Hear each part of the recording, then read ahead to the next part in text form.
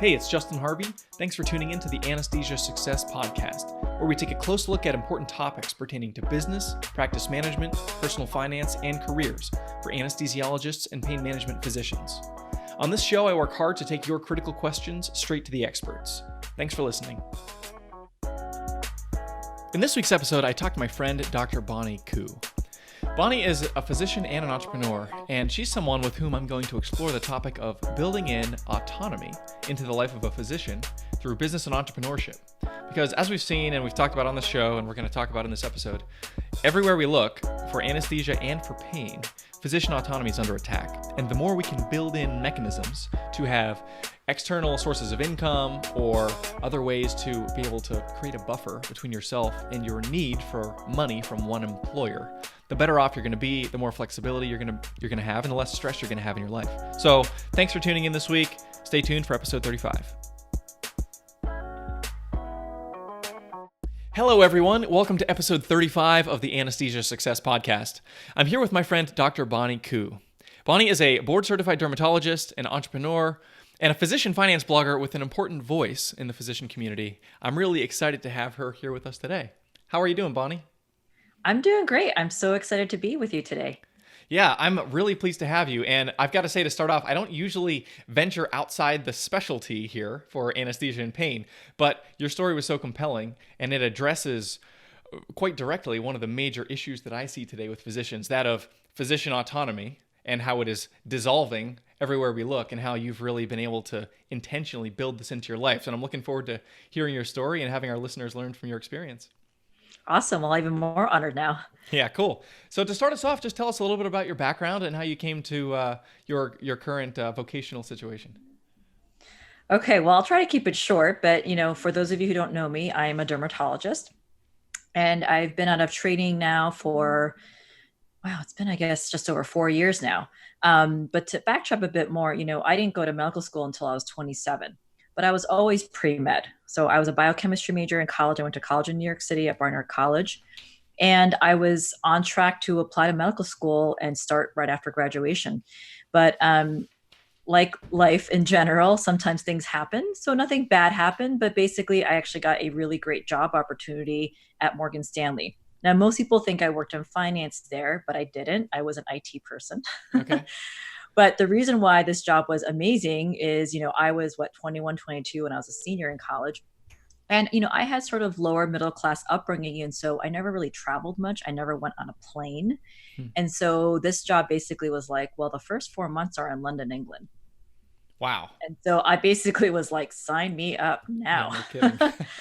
And the reason why this opportunity even came my way is because my job, I had a part-time job in college. I had two, actually. One was babysitting, but the other sort of official one was working in the computer lab at Columbia University. And so when you work in the computer lab there, a lot of my friends were computer science majors. And then there were people like me who were not computer science majors, but kind of knew more than the average person. And that's how we got the job. And all these computer science majors all ended up working at Morgan Stanley. And so I just got a call one day saying, hey, we're still looking. Are you interested? And I was like, interested in going to London? Yes. So that's kind of how it happened. Now, I thought I'd worked there for a year and kind of then reapply to medical school, or apply rather. It ended up being 4 years though. So that's sort of why I went to med school at 27. But okay. I guess the good news is I still wanted to go to medical school despite making six figures at Morgan Stanley. Okay, yeah. And that was probably just enough time to forget all your undergrad bio classes. So I'm guessing there was some time to brush up on the MCAT in there. Yeah, so I had to take the MCAT. So I never took it in college. I actually was in a Kaplan MCAT review course. Okay. And my mom was quite upset because she paid for that course. And I don't remember the cost, but these things aren't cheap, right? Sure. So she was not happy about that. Got it. But then you made it into med school and everything worked out. And you matched into derm. So what was that journey like for you? Oh, so that was another journey. So as many of you know, becoming a dermatologist, getting into derm residency is not easy. And so I did not get in the first time I applied. So I didn't get in until the third time I applied. So I guess there's a little story there. So clearly I kept applying until I got in, I guess is the short story of it. Like many people trying to get into derm residency, I ended up doing a year of research, actually 2 years of research, one at UCSF and then one at UC Irvine. And that's where I ended up matching. Okay. Awesome. And then how did you find residency to be? You mean like, was it easy or hard? Yeah, I I mean, mean, coming from a background of being in IT, which is like totally different, and then doing med school, you're seeing a lot of different sort of swaths of life, I guess. And as you're stepping into a clinical environment now and being a practicing physician, how did that open up new possibilities or new challenges for you? yeah, that's a great question. I don't get that question a lot. I think because I had a job before medical school, and obviously, I don't know any other way, but I didn't find it that difficult in terms of interacting with people. So, I think, if I think of a traditional student who just goes straight from college to med school to residency to practicing, that's kind of all they knew. Um, Versus, I had a job where I had to interact with people, um, in a professional environment for many, I guess, 4 years in a professional environment. And I worked with very intelligent people. These were people who were sort of known for their specialty within IT. And so Yeah. Morgan Stanley tended to attract some of the IT stars, so to speak. Hmm. And, I'm proud to say that I'm still friends with a lot of them, and Hmm. they've all moved on to some amazing careers. Hmm. One is, has a very high position at, I think it's Google. Um, Hmm. so they've all sort of moved on to really great things. But yeah, I think having that experience interacting with other people really served me well. Yeah. Awesome. And then talk a little bit about, during this time, the financial timeline for a physician in general is very unique because for most people who go straight through, you maybe go into debt for undergrad. You try to avoid it if you can, but then you almost certainly go into debt for med school unless, you have some family money or something like that. And then you come out and you're in residency, making hardly anything, trying to scrape by, and then you become an attending, and then everything changes. There's a lot of complexity, a lot of moving parts. But for somebody like you, taking a less conventional path and also working at a financial firm, would you say that sort of prepared you for some of the financial hurdles that you're going to face, or how was your journey in that regard? Well, I think logically it would help me, but it didn't. Yeah. I mean, being in Well, IT, maybe you didn't have a lot of exposure to the finance side of things at oh, that time. I had no exposure, and like, looking back, like, I had no interest in it too. Mm-hmm. So I basically, threw away 4 years of opportunities where I could have learned something, but I didn't. And instead, I was focused, enjoying New York City, in my 20s, which I don't regret, by the way. Yeah. But at the end of the day, I could have learned a lot about the stock market, but I didn't. So yeah, I kind of was, I think, just, like other people and other physicians, no one taught me. I didn't grow up in a family where we talked about money or they taught me about money, except for maybe, I think my mom was always into saving. So she would say, you should save. My dad was a spender. So I kind of took after my dad. That's just how it was. And, I had a sizable 401k at Morgan Stanley. And the story I like to tell is that I actually cashed it out before medical school. Wow. Okay. You did that to pay for medical school or just to finance living? Yep. You got Both. it. Okay. No, to finance living. Okay. Medical school, I got loans like most people. Okay. Got it. Okay. And so, right now you're obviously you have well, this isn't obvious, but one of the current pursuits that you have, and we're going to get to how this came about, is being a physician finance blogger and having a pretty important voice in the chorus of physicians who are doing that. So clearly things evolved as you became an attending and then kind of kept on walking through your professional career and your views on finances matured somewhat, it sounds like. Talk a little bit about that journey and how that unfolded. Yeah. So, like I said before, I was pretty ignorant, and I was ignorant through most of my training. And, I loved the people I did residency with. They're all amazing. And most of us got along. And so there were two guys who were friends of mine, and they would frequently talk about money. And I didn't really pay attention, but I knew enough that they were talking about their investments. And of course, my first thought I remember was thinking, like, how do these people have money to invest? Like, I remember thinking that, but I never said that. And they would talk about, from time to time, they would talk about their stuff, and I just ignored it because I didn't understand it. And then one day, and it was my last year of residency, and it was, in the fall. And I remember it was like 2014. It must have been 2014. And I think I just said, how do you guys know this stuff? Like, where did you learn this? Like, what's the deal? Yeah. And I don't remember what prompted me to even ask that. Maybe I just was tired of listening and not understanding.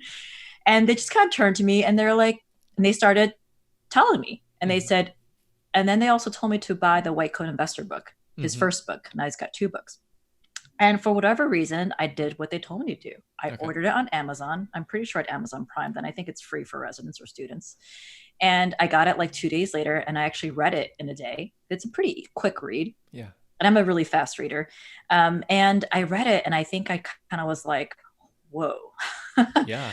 It's like this whole other world of knowledge that I never knew. I mean, like I knew existed, but like pretended not to know. It's Yeah. just interesting how we all know that money's important, but very few of us are curious to learn about it.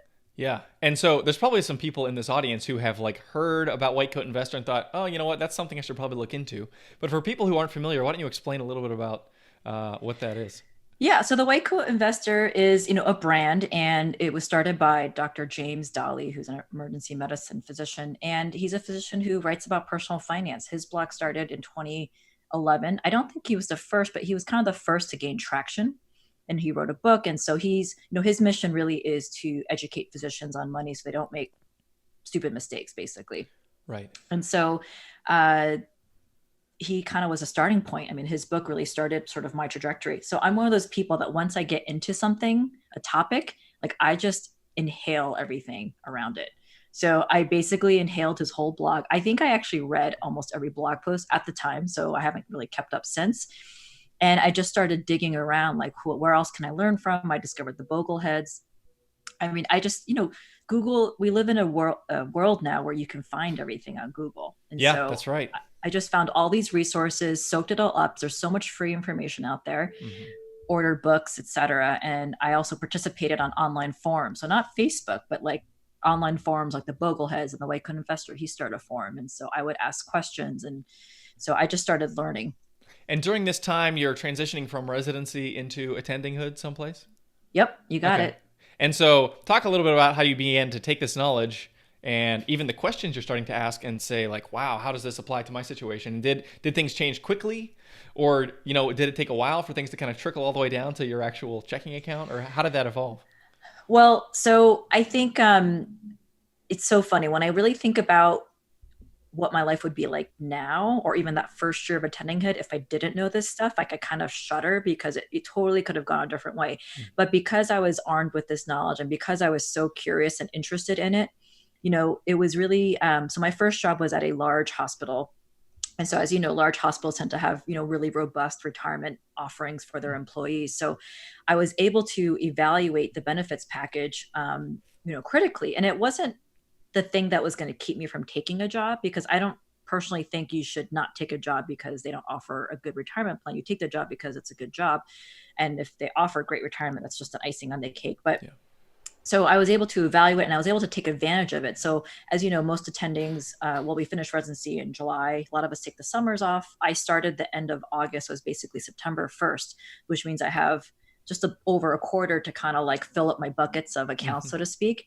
And so I managed to virtually, I think I was not quite there, basically max out my 403B in that short amount of time because I knew it was something I should do, or I knew about it, I guess is the best way to say it. Yeah. So when you say filling up the buckets, just so everybody knows, what that means is, so at that time, there's probably like an $18,000 limit on a 401k, meaning 401k or 403b, it could have been in your case, is the retirement plan at a nonprofit institution. So Yep. the threshold of $18,000 is something that most people would take an entire year to do $1,500 a month, Right. like clockwork, automated out of your paycheck in order to get the full tax advantage of making those pre-tax contributions, which in that year will reduce your taxable income, which for physicians is awesome because you're in a very high tax bracket because you make a ton of money. So what you're saying you did was you took that very short time of, it sounds like 4 months maybe, of being an attending and were able to do, I guess, like $4,000 or $5,000 a month almost. That's what happened?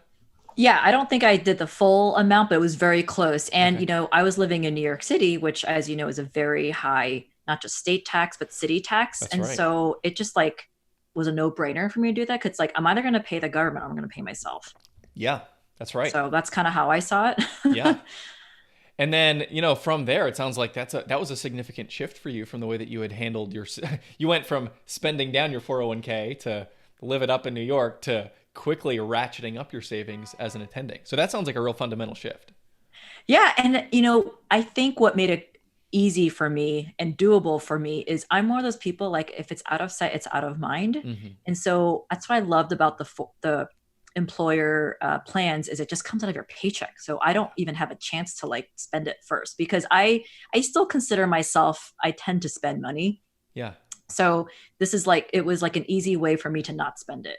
Yeah, absolutely. And I think that's a great point. And whenever you can automate and systematize savings so that it doesn't take incremental emotional effort, so that every month you don't have to like log into your checking account and push it somewhere. If it happens Yep. like clockwork behind the scenes, that is an ideal situation. I always counsel anybody who will listen, like automate it. And if you can get it out of your paycheck before it even hits your checking account, that's an ideal situation. Yeah, totally. So then, you're building knowledge, you're starting to implement this stuff, and you obviously continue to learn, continue to network in this community with physicians who are like-minded. How did this continue to evolve for you from there? Yeah. So I just started, I kept learning. And, my first job I said was at a large hospital, it was also a residency program. And so I had residents. And so I actually, gave them their, so while I was there for just over 2 years, so I gave the residents sort of a 1 hour lecture on finances. And so obviously I put together this lecture myself just to kind of cover the basics of the stuff that I think they needed to know before they graduated. Hmm. And as you said, like my knowledge just kept growing. And like what I thought about money and even retirement accounts back in 2014, 2015 is not how I think about them today. Hmm. And so that's also changed and evolved, sort of my idea of what retirement means, the financial independence movement or community. And so it's still evolving. And so that's kind of, but I like that. It doesn't bother me that it keeps changing. Yeah, that must have been an awesome moment of validation, stepping up to the podium with these residents who are there to hear you talk about personal finance. Take me to that moment. What was that like for you? Oh, to speak there. Yeah, Well, it's relatively casual, so it's my yeah, residence, not like I was at a conference. But it I really, I found that I really enjoyed talking about it. And it was, to me, it was like low pressure. And I also gave away some books to them. hmm, I just feel like, they're so busy trying to just, learn medicine, yeah, learn how to be dermatologists in this case. And so whatever I could do to kind of ease that transition to help them make better choices for their first job, things like that. I just felt like I was trying to be the person that I wish sort of I had access to when I was a resident. yeah. Awesome. So you found that there was a pretty strong appetite for the kinds of wisdom that you had to share then, sounds like. Oh yeah. I mean, this lecture, I actually give freely to anyone who wants it because I think people are asking for this knowledge. When I say people, I mean like the residents are. Yeah. And so I have friends of mine who are still at that hospital who use my lecture to just give that same lecture to their residents because people are hungry for this because no one's teaching them this, Yeah, absolutely. And so you went at from, least for the most part. yeah, yeah. There's definitely a huge gap there, and I think we're both sort of fighting the same battle here to try to bring financial empowerment and education to as many people as possible. Yeah. So you went from knowing not a lot to starting to get savvy yourself to starting to teach residents to all of a sudden at some point you said, I want a bigger platform. I want to be able to scale sharing this knowledge, and I want to do that through a blog and eventually a business. So talk a little bit about how this continued to evolve for you. Yeah. So that's an interesting question because I did not wake up one day thinking I want to do a business or I want to start a blog. Like that was like the farthest thing from my mind. To me, it was just, this is interesting. I really enjoy it. And I enjoy talking about it and teaching people. And so that said, so, Facebook, as you know, there's Facebook groups. And I think I was just talking to a woman physician friend of mine about money. And she's like, oh, you know a lot about money. I should add you to this group. And I didn't even know what she was talking about. I was like, okay. So she added me to this group and it was a group of just women physicians, but it was a group to talk about money. Hmm. Now, this group wasn't branded. It was just kind of a community group where I'm not even sure who started, to be honest. And it was just a group of women asking questions about money. And it's a private group because I think women physicians, we like to kind of be in our own little groups together. Yeah. So I just started answering people's questions. I started commenting on posts and then, it became apparent to me that I kind of knew more than the average person in the group. Mhm. And to me, it was fun. I was just answering people's questions. I was just, scrolling in between patients. Cause I think also this was a time when my practice was building. So I had a lot of free time, Yeah. which means I was scrolling on Facebook a lot. Yeah. And so I was just answering questions. And then soon people started tagging me in the posts. And this was just happening. And I was just having fun with it. And then a girlfriend of mine who like, why don't you start a blog? And I was like, what? Yeah. That literally was my first reaction. I was like, why would I start a blog? And I literally said to her, there is a blog. It's called The White Coat Investor. And I basically said, he's already written about everything. I don't need to reinvent the wheel. It's already there. And then she's like, yeah, but you're a woman and I think it'd be cool if you did it. But I kind of was like, whatever. It's like, who has time for that, right? Yeah, yeah.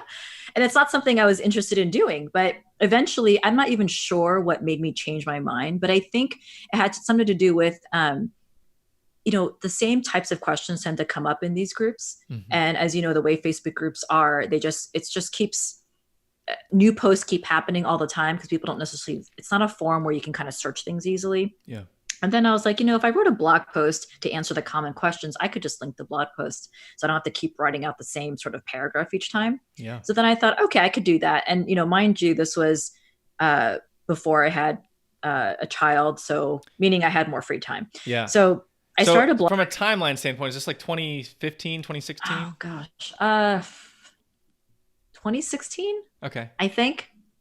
I get it mixed up. Jack was born in 2017, so it probably was 2016. Okay. So I start the blog, it takes a few $100 and I started and it was like, I'm sure I have a picture somewhere, but it was like pretty awful looking and I didn't really care. I was just trying to like, just get the stuff on there. You know what I mean? Yep. So that's kind of how it started. And then, to me, it was just like a fun little hobby. I wasn't thinking this is going to be a business. In my mind, I'm a dermatologist. That's what I do for money. And this is just something I do for fun on the side. And it kind of, was a way to meet people. And I've always been someone who is pretty social. I often was the social planner, whatever that position was in med school, as a social chair in med school, that sort of stuff. Awesome. And then, so you're starting a blog, things are starting to get traction. It sounds like, especially with the female physicians, your message, your voice, your insights are really starting to resonate in a way that perhaps surprised you a little bit. Yeah, it was, it's so funny. Like I said, I didn't wake up thinking I'd start a business one day, but yeah, with starting the blog, I started meeting other people, I guess, like-minded people, other physicians interested in money. And I just saw that there's this huge need. And like that same friend who told me to start the blog, she actually was the same person who said, you should make this a real thing. And I'm like, and again, I was like, what? Yeah. Because, I am a dermatologist and I'm not a specialty that usually is lacking in money. And so in my mind, like I didn't really see the need to have an extra source of income, but this is back then. Now I kind of agree that you should have multiple sources of income. Yeah. And so it took some time to get there though, because like I said, I really did treat my blog for a hobby. Only until recently did I not. When I say recently, only the past year. Yeah. So talk a little bit about how the blog mapped onto your clinical experience and how that was unfolding for you. Yeah. So, a bunch of stuff happened. And I'm one of those people that really feels like things happen for a reason. When I say a reason, like there's some lesson to learn, or it's like giving you like a push to go in one direction. And so, we ended up moving. So Matt and I, I met Matt, who's my fiance, and we had a son in late 2017. And then we moved also that same year to Philadelphia. And that's how you and I met, Justin, right? So we moved. And so I moved into a private practice job. He also had a new job, obviously, in Philadelphia. And I kind of was like, this is it. We found these great jobs. I was going to make more in private practice. He had a job with great benefits and was paying well. And we also moved to a lower cost of living. So in my mind, like I had done it right. Like I was following all the advice that I was giving to other women, and now life was going to be, unicorns and rainbows, basically. That's what private practice is, right? Yeah. So clearly that didn't happen. So a number of things happened. So, I wasn't making as much as I thought I would. Matt's job was, I don't want to say toxic, but for lack of a better word, just like, he was working many hours. It just wasn't working for us. And things came to a head. He lost his job. My job was paying less than what I was making in academics. And I kind of was like, whoa. This is not supposed to be happening. This was supposed to be a great decision. And, I took some time. I'm like, what's going on? Like, should I be doing something else? And I actually I was actually angry for a period of time about all this, angry at myself that because I thought I had made the wrong decision for the family by moving us, all this other stuff.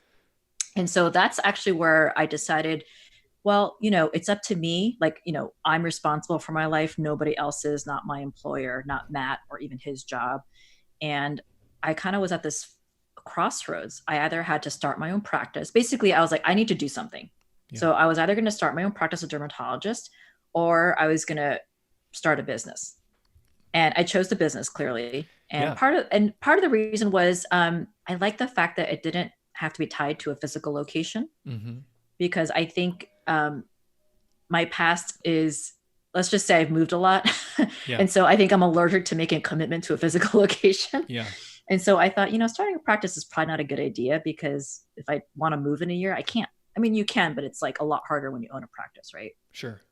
Yeah. So talk about that transition, because I'm sure there's physicians out there who think, I did like pre-med undergrad, and then I went to med school, and then I did a residency, and now I'm like a second or third year attending, and I'm working so hard. And what Bonnie did sounds really intriguing. Starting a business, in air quotes, like whatever that means. I really don't even know the first thing about how I would begin an enterprise on my own. So talk about, how did you get to a place where you knew enough and had the self-confidence to sort of spread your wings and jump out of the nest? And what did that idea look like for you? Yeah. So I attended Fincon 2 years ago.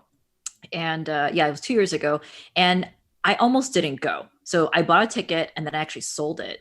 Okay. And then Carrie Reynolds, who a friend of mine, and she has got that great podcast, you gotta go. I'm like, okay. So I bought another ticket and I went, but like I literally almost didn't go. And when I went to that conference, that's when I actually met a lot of the physician finance bloggers in real life. Like I'd met some of them before at the first White Coat Investor year, but this is the first time where I was with a bunch of them, and we kind of all hung out together the whole week. And one of them was Dr. Peter Kim, who's Passive Income MD. And I remember he told me, I was just telling him, because I kind of wasn't sure what to do. I go big or go home. Yeah. And he said that, and I was like, I don't know which way to go though. And I remember leaving the conference still kind of confused.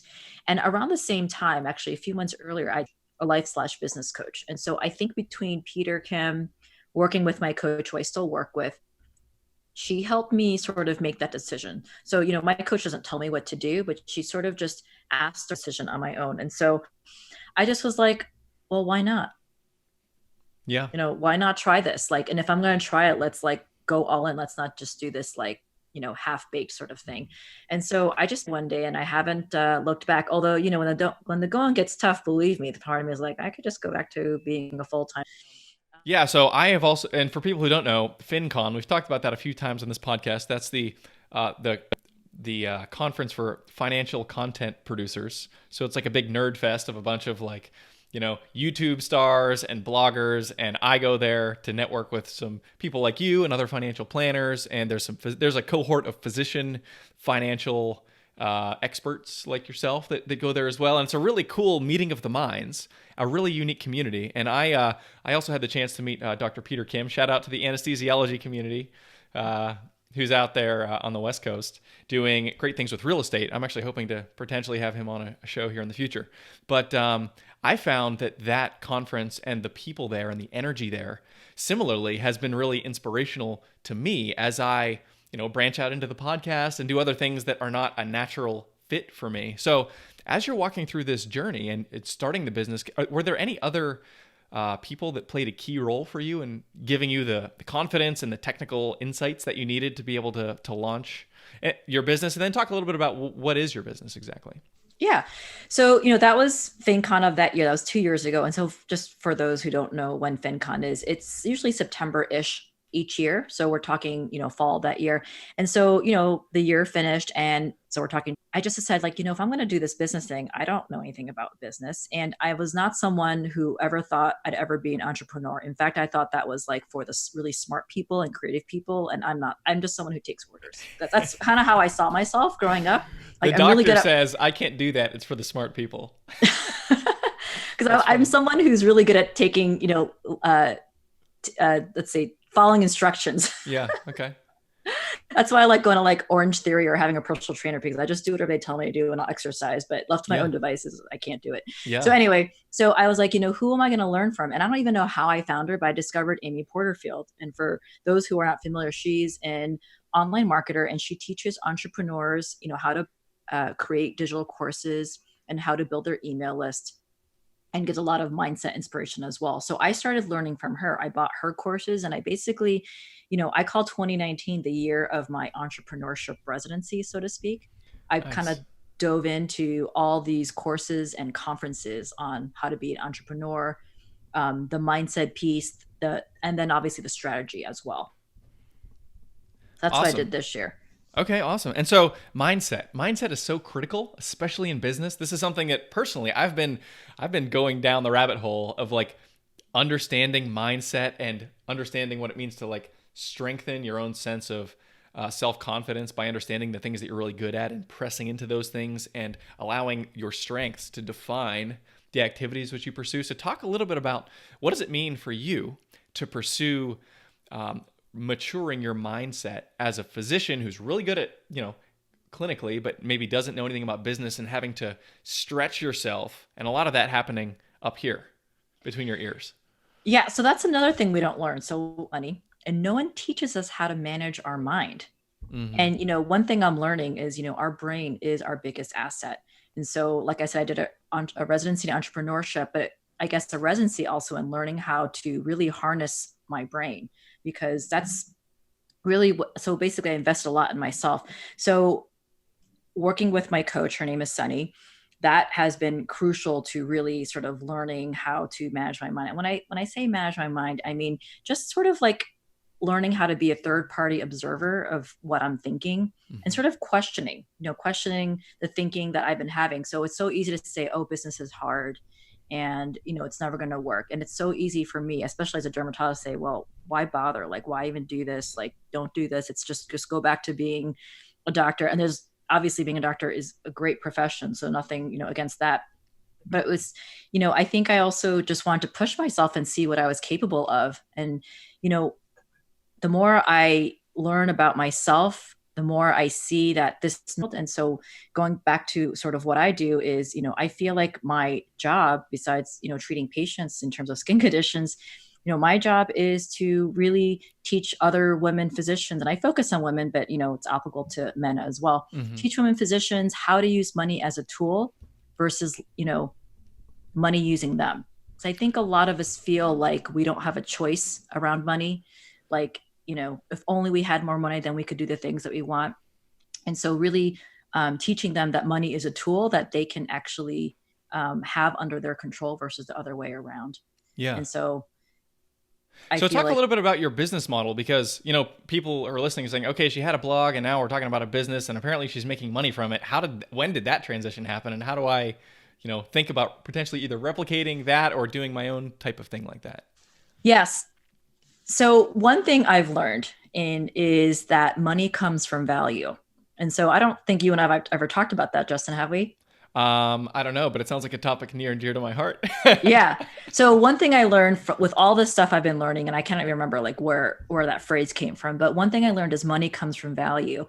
And so when I think about how my business has evolved, even when I didn't think it was a business. So remember I told you that I was just, having fun, answering people's questions. Like I was giving value at that Yeah. time. And so what I learned was money comes from value, and whether I want to, actually like, harness that or not. And so what I realized was, you know, I feel like my job is to educate. And then in terms of like what actually makes me money, so there's multiple ways that I make money. So one is through sponsors, one is through affiliates. So for those who don't know what that means I partner with certain companies and certain individuals and I promote their stuff. And if someone buys it through me, then I get a little commission from it. I also have my own products now. So this is the first year I offered my own products. And so that the flagship product is an online course. Right now it's called Money for Women Physicians, but I think I'll be changing the name soon. And that's an online course that's given live. So actual classes are live. It's pre-recorded, but there are live components and the course is only offered a few times a year. So it's not something you can buy now if you wanted to, at least at the time of this recording, you can't buy it now. So I created that course this year and then I sold it. And then I'm also getting certified as a life coach because I was so inspired by my personal coach. And I also saw how critical the mindset piece was to everything. And obviously, since I'm a money person, especially with money. So I just thought, you know what?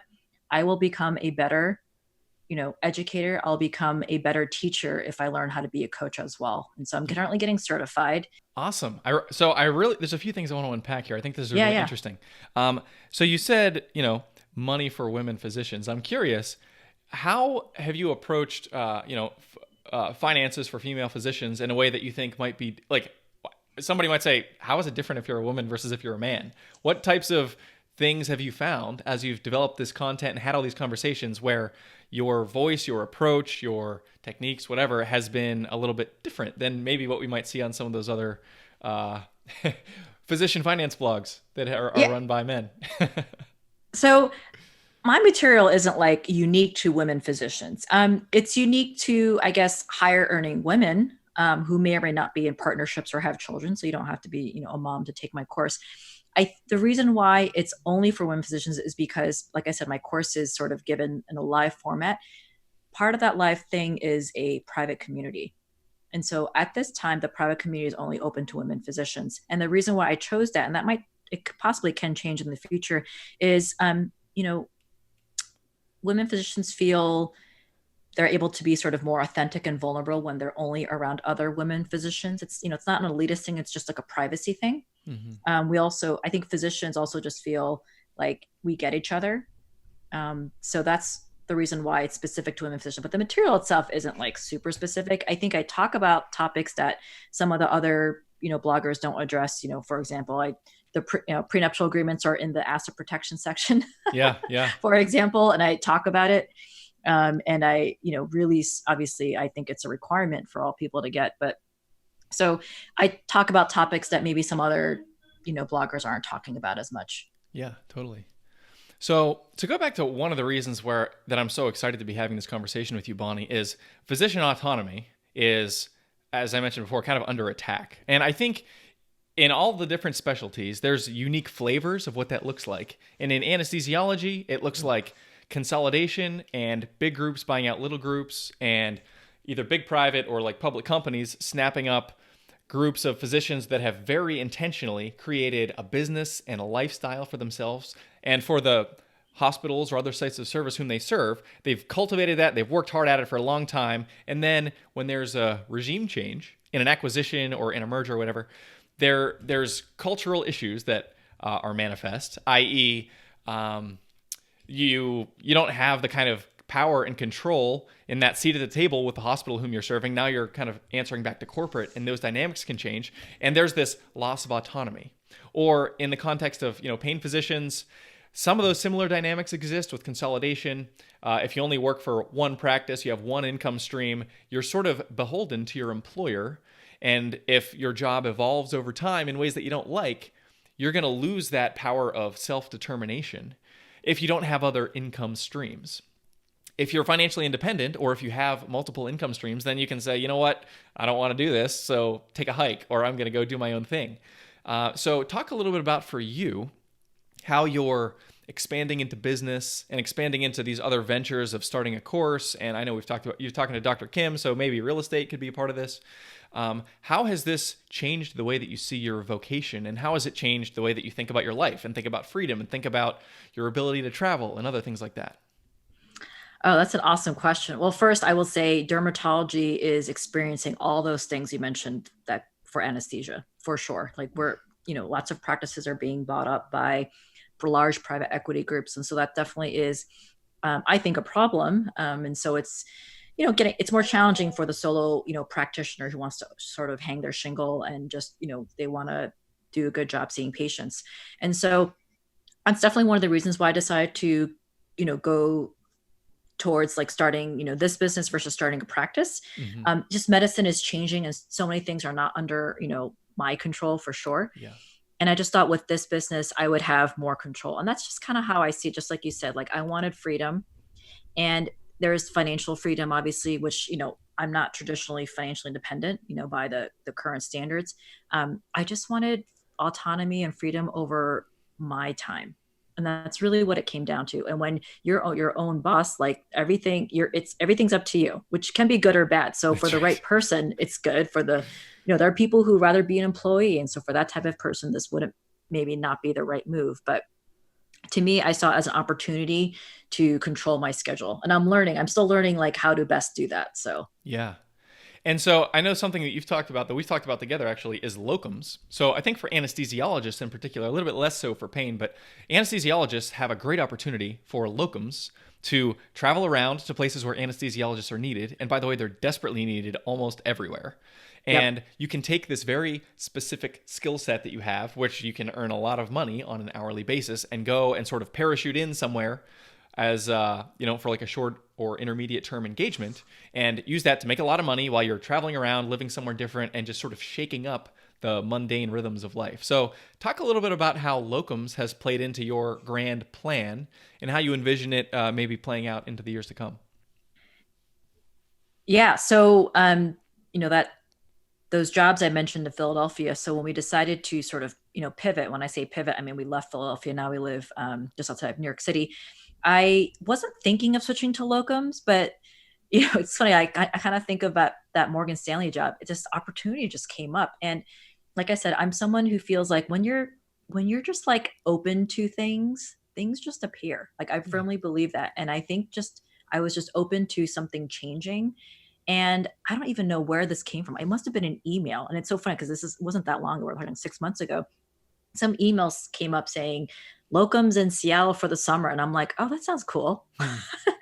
And then I just looked into it. And then the next thing I knew, I got the job. Yeah. And so, yeah, so we switched to locums, which is a little different for derm, but the same premise. You can travel, make some money. I like that they're short-term assignments. And I just, like you said, I just kind of wanted to shake things up and see what else was out there. And this job was also cool. That was 2 weeks on, 2 weeks off over a 3-month period. Hmm. And the dates like perfectly lined up with still being able to attend Fincon this year, for example. So Yeah. I almost felt like I was meant to have this job. And so during the 2 weeks off, that's when I actually worked on and created my course this year. And so I have another locums job lined up, which starts in about a month, the time we're recording this. And that's actually in Hawaii. And that also I just got an email. Yeah.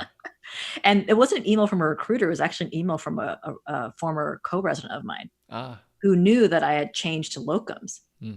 So, when it's just, so anyway, and this job is at Kaiser in Hawaii. And what's even great about this job is I actually interviewed at Kaiser Hawaii 2 years prior. So I don't know if you knew that, Justin. I didn't. So I actually applied for a job and actually interviewed in Okay. Hawaii with Kaiser, Okay. but I didn't take the job, obviously. Right. So, but I already met the whole department. So long story short, I think that facilitated me getting this locums position there. Yeah.